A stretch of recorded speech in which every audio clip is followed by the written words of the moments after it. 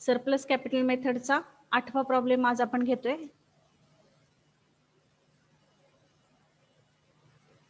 Problem आधी आपण समजावून घेऊ. A, B and C were partners sharing profits and losses in the ratio of 60%, 20%, 20%. 0-0 cancel करायचा, 6-2-2 असा रेशो घेतला तरी चालेल, किंवा तुम्ही त्याला भाग द्या दोन्ही, बे एक बे आणि बेत्रिक 6 असा भाग दिला तरी चालेल. तर तुम्हाला जो प्रॉफिट शेअरिंग रेशो देण्यात आलेला आहे तो आहे 60%, 20%, 20%. 0-0 आपण आधी कॅन्सल करणार आणि त्यानंतर 6-2-2 असा घेतला तरी चालेल, किंवा काय करा, 2 ने भाग द्या, बे एक बे आणि बेत्रिक 6 म्हणजे 3-1 असा तुमचा काय येईल, रेशो येईल. मग बघा, आपल्याला जे बॅलन्स शीट दिलेलं आहे ते 1 जानेवारी 2019चं बॅलन्स शीट दिलेलं आहे. जी लायबिलिटी साईड आहे त्याला क्रेडिटर्स आहेत 20,000 रुपये. मिसेस बीज लोन आहे. बीज लोन नाहीये, बी आपला पार्टनर आहे, पण त्याची जी मिसेस आहे ती आपली पार्टनर नाहीये, म्हणजे आपण त्याला थर्ड पार्टी लायबिलिटी म्हणतो. मग 2 थर्ड पार्टी लायबिलिटी आहे, क्रेडिटर्स आणि मिसेस बीज लोन.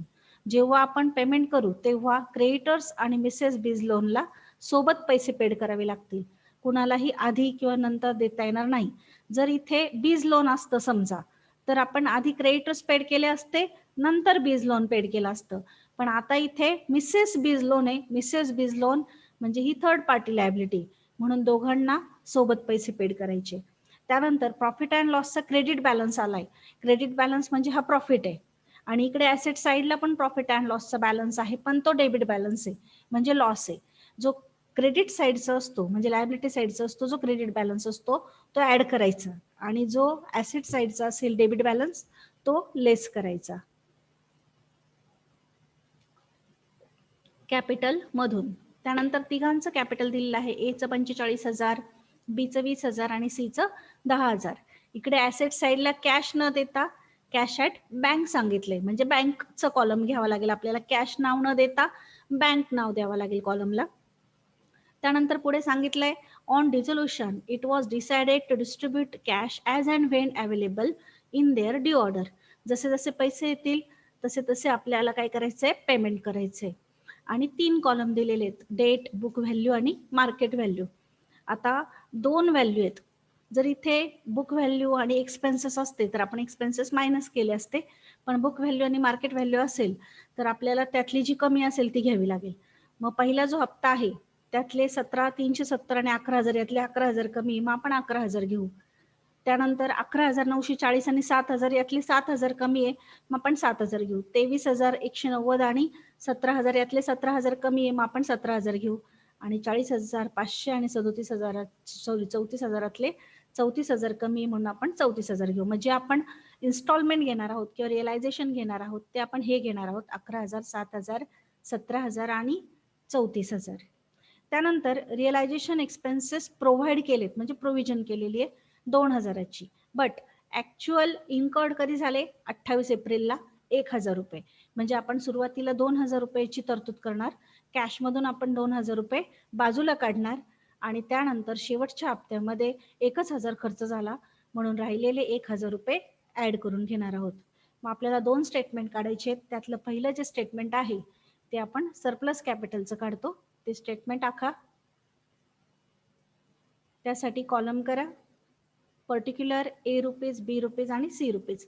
स्टेटमेंटला नाव द्या statement of surplus capital. Statement of surplus capital. Statement of surplus capital.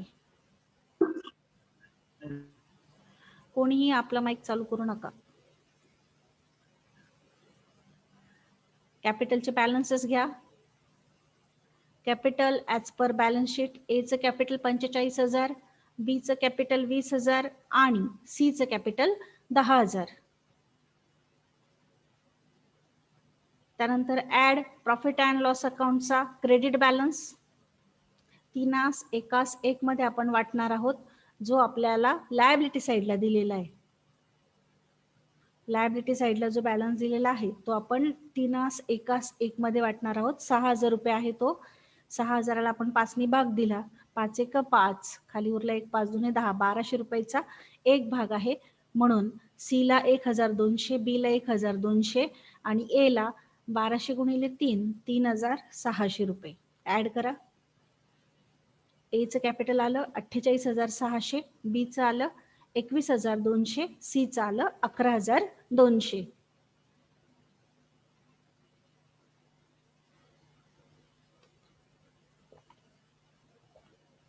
त्यानंतर आपण जो ऍसेट साईडला प्रॉफिट अँड लॉस आहे तो लेस करणार आहोत. लेस प्रॉफिट अँड लॉस अकाउंट कंसात डेबिट लिहिलं, तो पण 3:1 मध्ये वाटायचा आहे.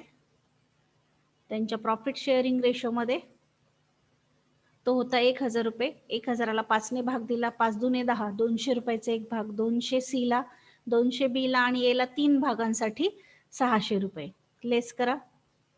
लेस करून जे उत्तर येतं त्याला आपण म्हणतो ऍडजस्टेड कॅपिटल. ऍडजस्टेड कॅपिटल आलंय. एचं 48,000, बीचं 21,000 आणि सीचं 11,000. आता आपण आपल्या स्टेप्स वापरणार. पहिल्यांदा घेणार प्रॉफिट शेअरिंग रेशो. प्रत्येकाचा रेशो प्रत्येकाच्या कॉलमला लिहा. एचा 3, बीचा 1, सीचा 1.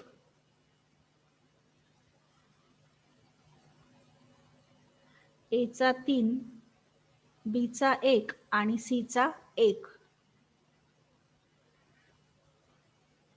त्यानंतर युनिट व्हॅल्यू कॅल्क्युलेट करा. युनिट व्हॅल्यू कॅल्क्युलेट करताना प्रॉफिट शेअरिंग रेशोने आपण कॅपिटलला भाग देतो. मग 48,000ला 3ने भाग द्या, 16,000. 21,000ला 1ने भाग द्या,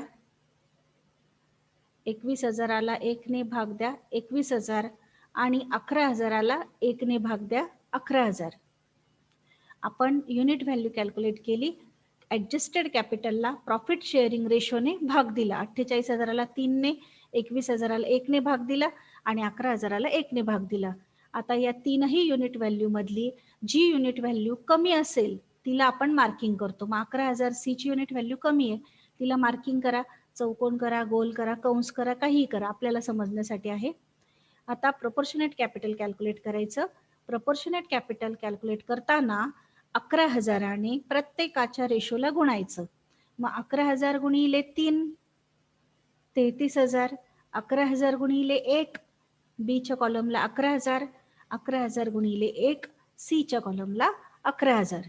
आपण प्रॉफिट शेअरिंग रेशो लिहिला, नंतर युनिट व्हॅल्यू काढली, त्यानंतर प्रपोर्शनेट कॅपिटल कॅल्क्युलेट केलं.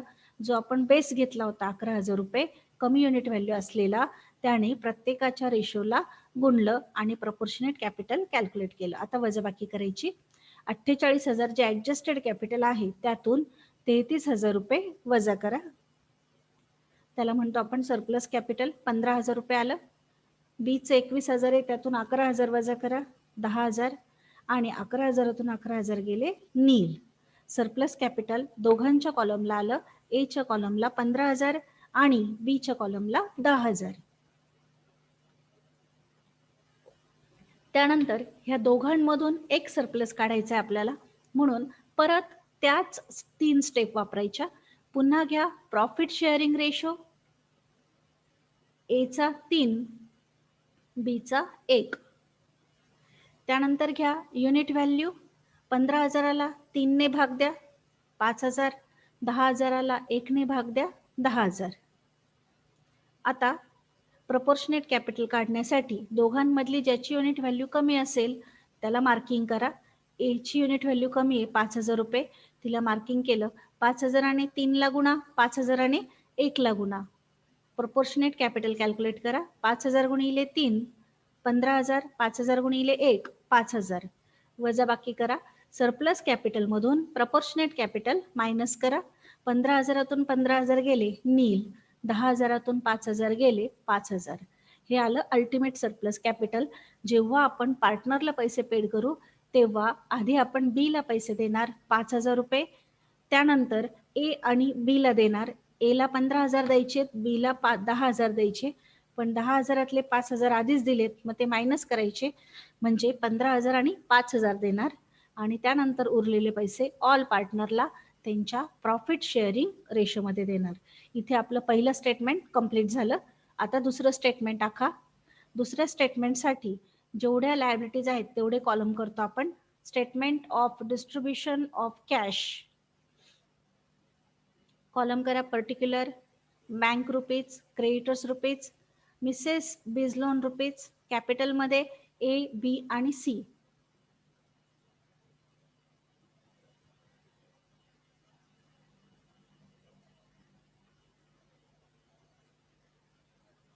एक मिनिट थांबते मी, कॉलम आखून घ्या.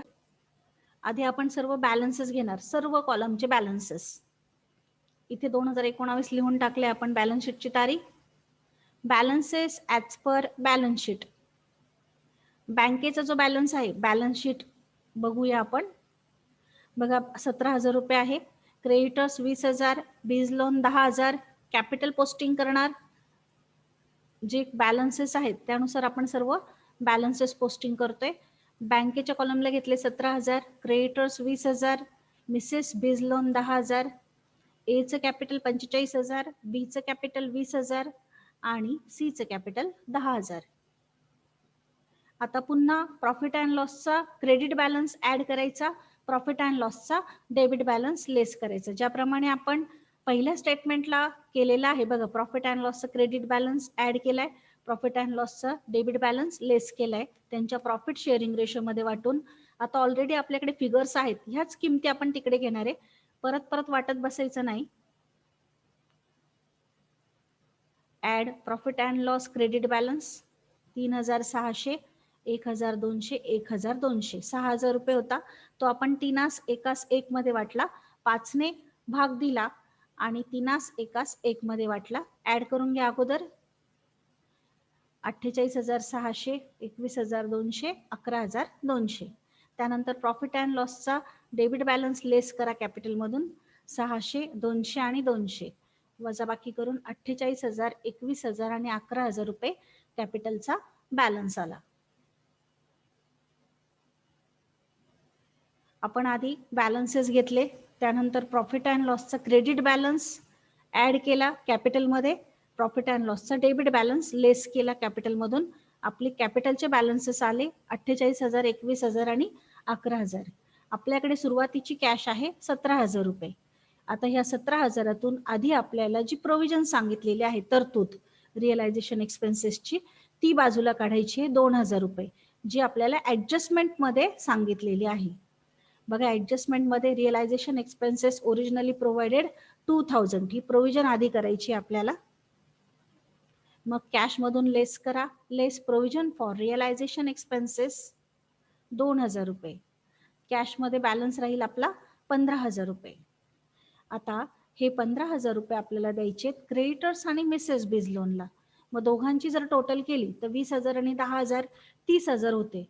पण आपल्याकडे 30,000 रुपये नाहीये, आपल्याकडे आहेत फक्त 15,000. मग आपण आधी 15,000 देणार. कसे देणार? तर त्यांचा रेशो काढायचा, 0-0 कॅन्सल करायचे, 2-1 मध्ये द्यायचा. Less paid to creditors and Mrs B's loan 2-1. Cash मधून 15,000 वजा करा आणि 15,000ला 2 आणि 1 3 ने भाग द्या. 3-5 15, 5,000चा 1 भागेल, 5 दुने 10, 5-1 5. वजा बाकी करा.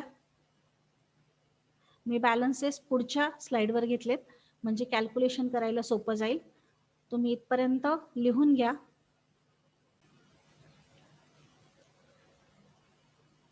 आपण क्रेडिटर्स आणि मिसेस बीज लोनला पैसे पेड केले, त्याचे बॅलन्सेस पहा किती आले. बॅलन्स ड्यू म्हणा त्याला, कॅश नील झाली. क्रेडिटर्सचा बॅलन्स आला 10,000 रुपये, 20,000 होतं बॅलन्स, त्यातून 10,000 वजा केले, 10,000 राहिले. आणि मिसेस बीज लोन 10,000 होतं, त्यातून 5,000 वजा केले म्हणजे 5,000 राहिले. कॅपिटलचे बॅलन्सेस मी खाली घेते कारण की कॅल्क्युलेशनला सोपं जावं म्हणून. त्यांना अजून पैसे पेड नाही केले आपण. 48,000, 21,000 आणि 11,000. एचं कॅपिटल 48,000, बीचं 21,000 आणि सीचं 11,000 रुपये. इथे आपल्याकडे अवेलेबल असलेली कॅश संपली. मग आता आपण फर्स्ट रिअलायझेशन घेणार. प्रॉब्लेम मध्ये बघा ऍडजस्टमेंट मध्ये आपल्याला फर्स्ट रिअलायझेशनची तारीख सांगितली आहे 29 जानेवारी आणि 2 व्हॅल्यू आहेत त्यातली कमी व्हॅल्यू घेतो आपण 11,000 रुपये घ्या. फर्स्ट रिअलायझेशन घ्या.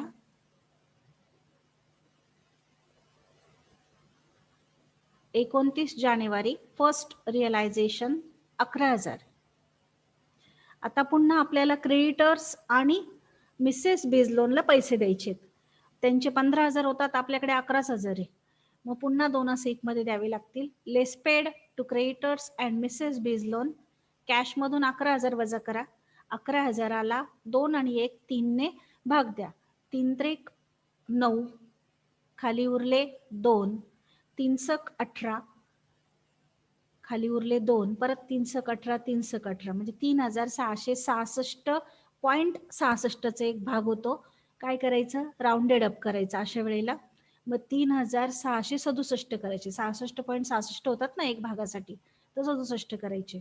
मग काय करायचं, क्रेडिटर्स जे आहेत त्यांची अमाऊंट आपण नंतर लिहायची. अगोदर जे मिसेस बिजलोन आहे एक भागासाठी 3,667 लिहायचे.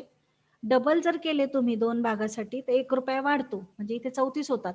तर तो 1 रुपया कमी करायचा, कारण की आपण पॉइंट मध्ये इकडे 1 रुपया वाढवलाय. किंवा सरळ कॅल्क्युलेशन तसं नाही जमलं तर 11,000तून 3,667 वजा करा, उरलेले क्रेडिटर्सला द्या 7,333 रुपये.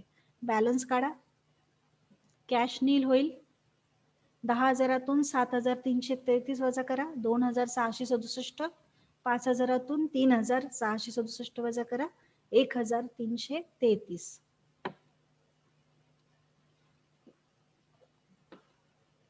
बॅलन्स काढला आपण. क्रेडिटर्स आणि मिसेस बिजलोनला पैसे पेड केले. त्यानंतर घ्या सेकंड रिअलायझेशन 27 फेब्रुवारीला 7,000 रुपये. आता आधी या दोघांना द्यायचे. यांना आपल्याला 15,000 द्यायचे होते, 11 दिलेत, म्हणजे राहिलेले 4,000 द्यायचेत. आता less paid to creditors and Mrs B's loan कॅशमधून 4,000 वजा करा. क्रेडिटर्सला आता किती द्यायचे हे समोर आहे आपल्या, 2,667. मिसेस बिजलोनला 1,333. कॅशमध्ये बॅलन्स राहील 3,000 आणि क्रेडिटर्स नील होतील. मिसेस बिजलोन पण नील होईल. आता राहिलेले जे 3,000 रुपये आहेत ते आपण देणारे अल्टिमेट सरप्लस, जे बीचं होतं 5,000 रुपये, पण आता आपल्याकडे 3,000 शिल्लक आहे. मग आपण बीला 3,000 रुपये देऊन टाकू. Less paid to B ultimate surplus, कॅशमधून 3,000 वजा करा, बीच्या कॉलमला 3,000 वजा करा आणि बॅलन्स काढा.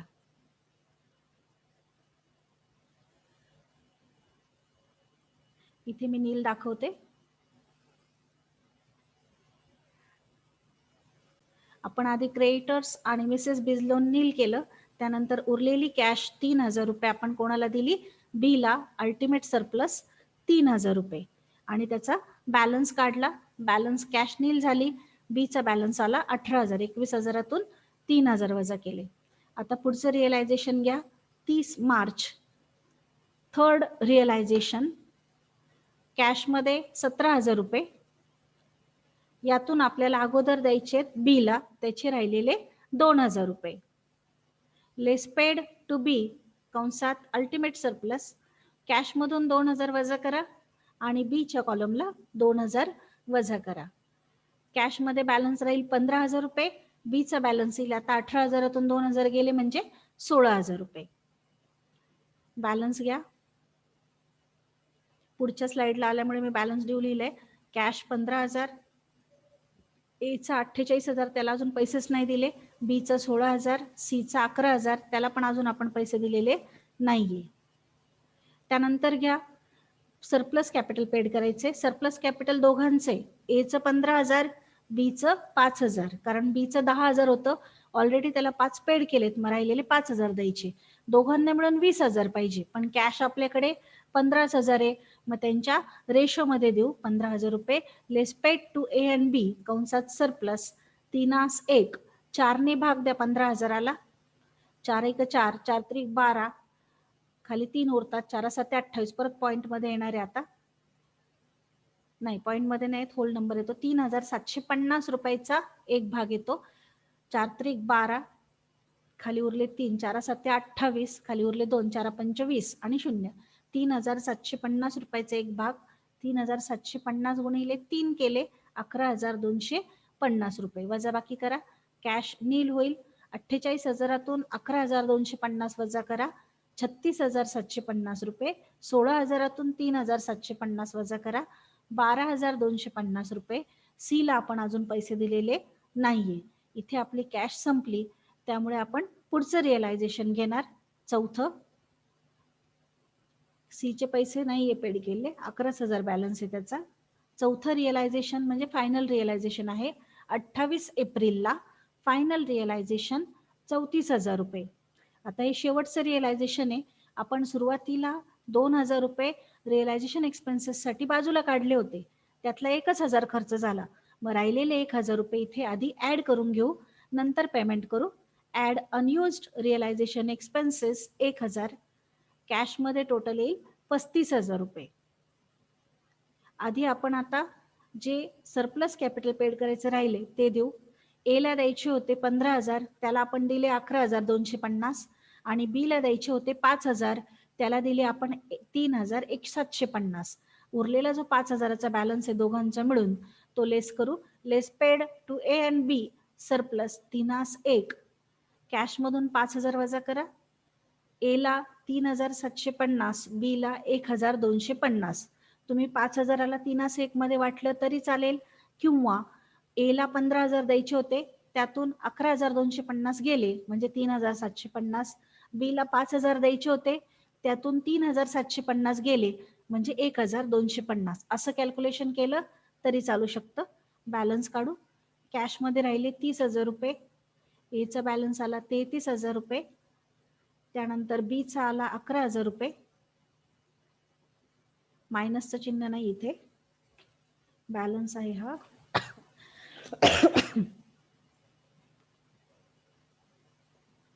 बॅलन्स काढले आपण. अल्टिमेट सरप्लस आणि सरप्लस आता पूर्णपणे पेड झालेला आहे.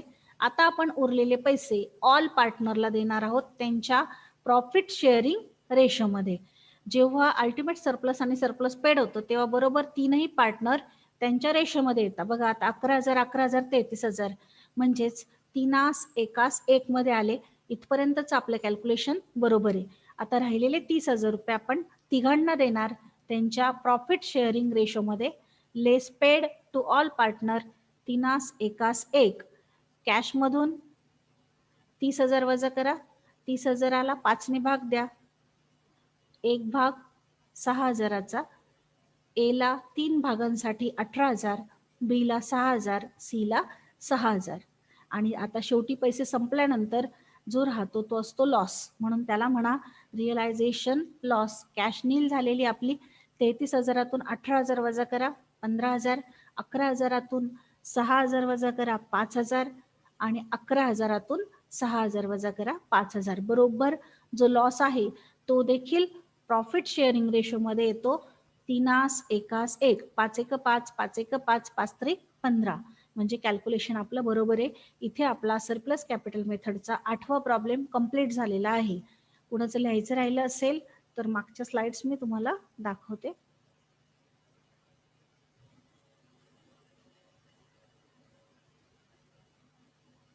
आपण पहिलं स्टेटमेंट सरप्लस कॅपिटलचं काढलं, त्यामधून अल्टिमेट सरप्लस आणि सरप्लस शोधलं. यामध्ये नवीन काय होतं तर प्रॉफिट अँड लॉसचं डेबिट आणि क्रेडिट दोन्ही बॅलन्स आले होते. क्रेडिट बॅलन्स आपण ऍड केला, डेबिट बॅलन्स आपण लेस केला. त्यानंतर सरप्लस कॅपिटल आणि अल्टिमेट सरप्लस कॅपिटल शोधलं. बीचं अल्टिमेट सरप्लस आलं 5,000, ए आणि बी दोघांचं सरप्लस आलं 15,000 आणि 10,000. त्यानंतर सेकंड स्टेटमेंट काढलं आपण डिस्ट्रीब्युशन ऑफ कॅशचा. आधी बॅलन्सेस लिहिले, नंतर प्रॉफिट अँड लॉसचं क्रेडिट आणि डेबिट बॅलन्स घेतला, क्रेडिट बॅलन्स ऍड केला, डेबिट बॅलन्स लेस केला. त्यानंतर प्रोव्हिजन केली रिअलायझेशन एक्सपेन्सेसची 2,000 रुपये. राहिलेले 15,000 रुपये क्रेडिटर्स आणि मिसेस बिझलोनला त्यांच्या रेशोमध्ये पेड केले. त्यानंतर उरलेले क्रेडिटर्सचा जो बॅलन्स होता तो आणि मिसेस बिझलोनचा जो बॅलन्स होता तो पेड केला परत रेशोमध्येच. 11,000 रुपये सेकंड रिअलायझेशन होतं आपलं.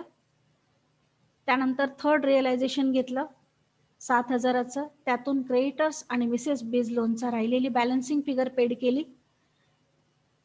राहिलेली जी कॅश होती 3,000 रुपये ती आपण आधी अल्टिमेट सरप्लस पेड केलं, बीला 3,000 रुपये, 5,000 पैकी 3,000 अवेलेबल होते म्हणून 3,000 पेड केले.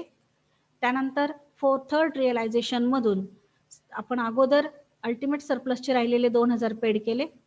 त्यानंतर सरप्लस कॅपिटल पेड केलं. सरप्लस कॅपिटल जे पूर्ण 15,000 आणि 5,000 20,000 पाहिजे होतं, 15,000 होते आपल्याकडे, मग आधी 15,000 पेड केले रेशोमध्ये त्यांच्या. नंतर पुढच्या इन्स्टॉलमेंटमधून म्हणजे फायनल इन्स्टॉलमेंटमधून राहिलेले 5,000 पेड केले. फायनल इन्स्टॉलमेंटमध्ये आपण अगोदर रिअलायझेशन एक्सपेन्सेसची जी प्रोव्हिजन होती त्यातला जो अनयुज्ड एक्सपेन्सेस होता 1,000 रुपये तो ऍड करून घेतला. त्यानंतर सरप्लस कॅपिटलचे पैसे पेड केले, राहिलेला बॅलन्स 5,000चा ए आणि बी ला. आणि नंतर सगळ्यात शेवटी जे पैसे शिल्लक राहिले ते तीनही पार्टनरला त्यांच्या प्रॉफिट शेअरिंग रेशोमध्ये पेड केले. इथे आपला सरप्लस कॅपिटल मेथडचा 8वा प्रॉब्लेम कंप्लीट झाला. लॉस रेशोमध्ये आला म्हणजे आपला प्रॉब्लेम बरोबर आहे.